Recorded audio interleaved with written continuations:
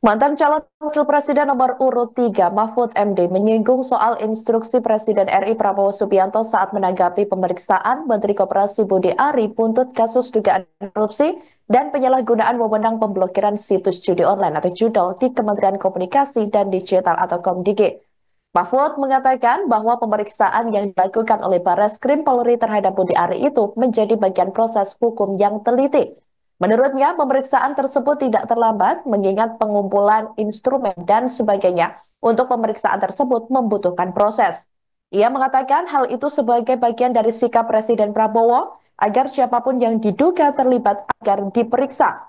Secara terang-terangan, ia juga mengatakan biasanya orang yang paling penting akan diperiksa belakangan agar yang lain tidak lari atau kabur. Mahfud MD mengatakan Budi Ari harus bertanggung jawab atas segala yang terjadi di lingkungan kementerian yang dipimpinnya pada saat itu. Ia pun menyinggung seseorang yang bisa korupsi di lingkungan kementerian tersebut, mengingat tidak jelas keahliannya dan hanya mengaku bisa menangani IT, tapi yang bersangkutan masih diangkat dalam jabatan penting. Menteri Kehakiman membantah tentang itu namanya ilustrasi.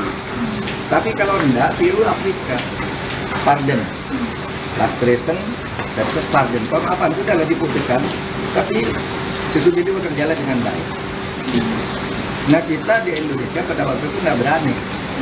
Kalau mau lakukan ilustrasi, siapa yang ilustrasi? Yang harus membuat undang-undang ilustrasi itu semua orang yang harus dipecat. Pada waktu nggak jalan kan?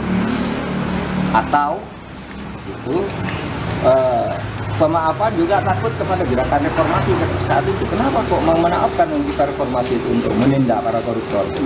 Sehingga lalu seperti sekarang ini berjalan sampai belasan tahun dan sebagainya. Kita tindak sesuai dengan hukum yang berlaku. Ada kalanya berhasil, di saat-saat awal adanya KPK itu banyak hasilnya. Tapi kemudian melemah, lalu sekarang kita sedang mencari jalan lagi.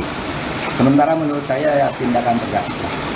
Backing-backingan supaya di Pak Prabowo kan sudah bilang jangan ada pejabat yang membackingi kasus. Itu gampang kok. Kasus-kasus yang macet itu dibuka aja siapa nih backingnya. Kok tidak transparan? Iya toh. Ada orang menyerahkan uang ke aparat penegak hukum, koruptornya tidak ada, korupsinya ada di atas meja. Masa?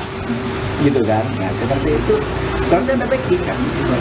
Tadi aparat penegak hukum tadi luar yang sangat kuat bisa menekan aparat penegak hukum, dan itu banyak sekali kasus seperti itu. Download Tribun X sekarang, menghadirkan lokal menjadi Indonesia.